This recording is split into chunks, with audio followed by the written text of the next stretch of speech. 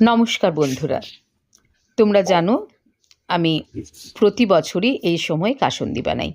যারা আমার বাড়িতে এসে আমার হাতের বানানো কাসুন্দি খেয়েছো প্রত্যেকেই খুব সুনাম করেছো এবং জানতে চেয়েছো আমি কিভাবে বানাই। তো এবছর তাই কাসুন্দি বানাতে বসে আমি সবাইকে দেখিয়ে দেবো কিভাবে আমি কাসুন্দিটা বানাই। প্রথমে আমি 5টা আম নিয়েছি বড় বড়। এই আমটা নিয়ে আমি প্রথমে কি করেছি, আমগুলোকে খুব সুন্দর করে ছাড়িয়ে নিয়েছি, ছাড়িয়ে ছোট ছোট পিস করে নিয়েছি। এরপর ওই আমগুলোকে মিক্সিতে দিয়ে আমি আমটার পেস্ট বানিয়ে নিয়েছি।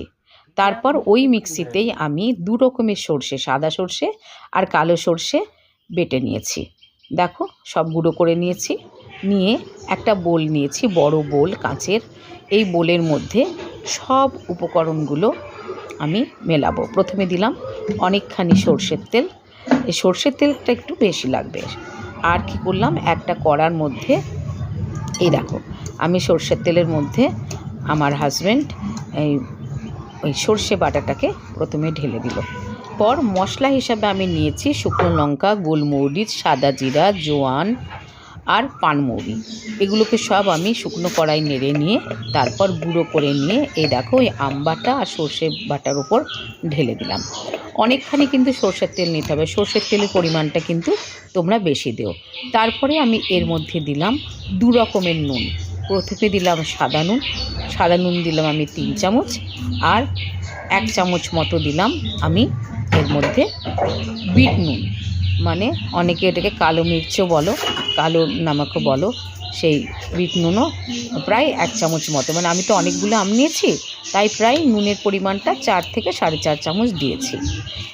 বিট নুনটাও আমি এরই ওপরে সব দিয়ে দিলাম। দিয়ে এরপর আমি এর সঙ্গে মেশাবো চিনি। আমি দেখো এর মধ্যে প্রায় চিনি দিয়েছি 5 চামচ মতো, 5 চামচ চিনি দিয়েছি।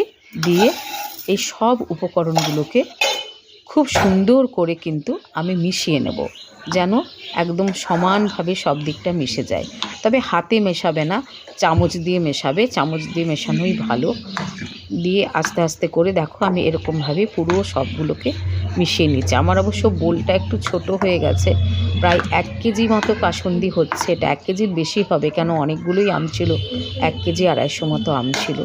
তো যাই হোক, এবার আস্তে আস্তে করে আমি এটাকে দেখো কেমন সুন্দর করে মিলিয়ে নিচ্ছি। হ্যাঁ, যতক্ষণ না চিনিটা নুনটা এর সাথে মিশে যায় ততক্ষণ কিন্তু এটাকে মেশাতে হবে সুন্দর করে। আর যদি মনে হয় যে তেলটা কম হচ্ছে তাহলে আরও কিন্তু বেশ খানিকটা সর্ষের তেল দিয়ে দিও।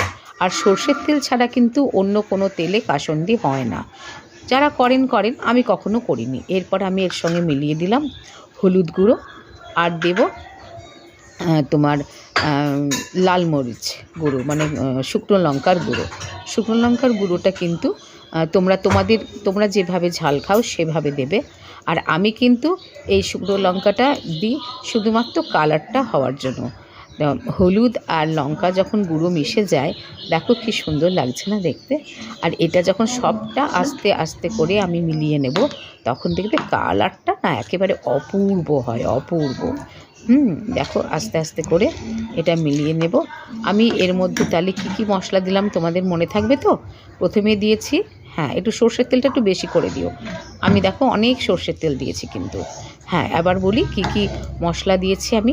প্রথমে কাঁচা মশলা হিসেবে দিয়েছি আদা, কাঁচা লঙ্কা আর 2টো সর্ষে, মানে কালো সর্ষে সাদা সর্ষে সুন্দর করে মিক্সিতে বাটা হয়েছে।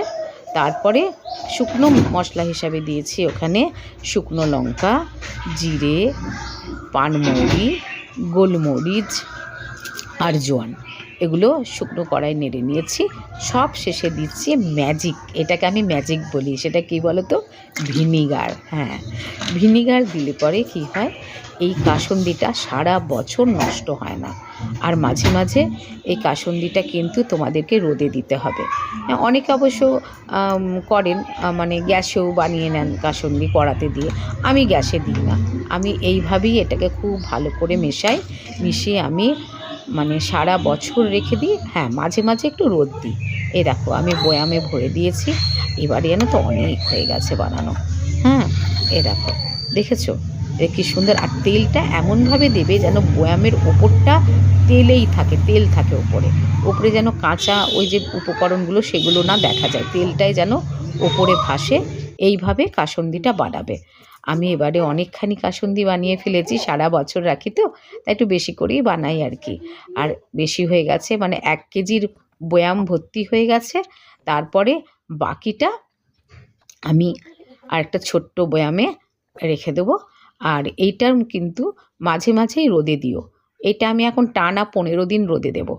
হ্যাঁ, তারপর এর থেকে যা সুন্দর একটা সেন্ট বেরোচ্ছে না, কি বলবো তোমাদের, সামনে থাকলে তোমরাও সেন্টটা পেতে। আস্তে আস্তে করে পুরোটাই আমি 2টো বয়ামে ভরে এবার এই রোদে, দেখেছো এটা আমার তুলসী মঞ্চ, তুলসী মঞ্চের ওপরেই রোদে দিয়ে দিচ্ছি। হ্যাঁ, তো এটা সুন্দর করে রোদ খাবে সারাদিন, এখানটা অনেকক্ষণ রোদ থাকে। আর তারপরে এটাকে আরেকটু যখন এখান থেকে রোদটা সরে যাবে তখন ছাতে দিয়ে দেবো। হ্যাঁ, যা হনুমানের উপদ্রব, কি ছাতে দেবো বলো তো, হয়তো কখনো গিয়ে দেখবো আমার বয়ামকেই ভেঙে দিয়েছে। তো যাই হোক, তো এইভাবে প্রতি বছর আমি কাসুন্দি বানাই। আজকে তোমাদেরও শিখিয়ে দিলাম, যদি তোমাদের বানানোর কারোর ইচ্ছে থাকে এভাবে কাসুন্দি বানিও। আর সারা বছর ধরে খেয়েও অনেক কিছুর সঙ্গে কাসুন্দি খাওয়া যায়। তো কেমন লাগলো আমার এই ভিডিওটা অবশ্যই তোমরা জানিও। তোমাদের সবার জন্য রইল অনেক ভালোবাসা।